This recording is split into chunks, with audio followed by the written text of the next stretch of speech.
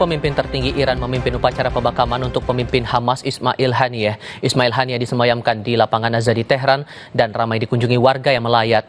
Jenazah Ismail disemayamkan di Tehran sebelum diterbangkan ke Qatar untuk dimakamkan Jumat besok. Pemimpin Hamas itu tewas saat berkunjung ke Iran akibat serangan udara di Tehran kala menghadiri pelantikan Presiden Iran.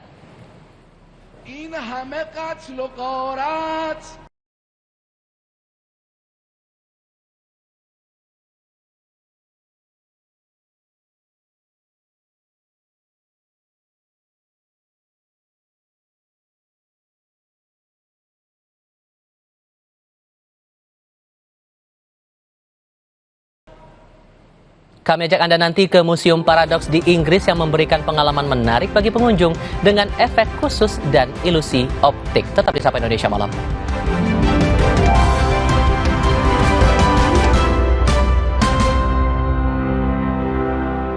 Saat menangkap, mengumpulkan, dan mengolah peristiwa, secara paksa oleh penyidik. Kami kerahkan upaya terbaik. Ketika menyampaikan berita serta informasi, kami tak sekadar menyapa.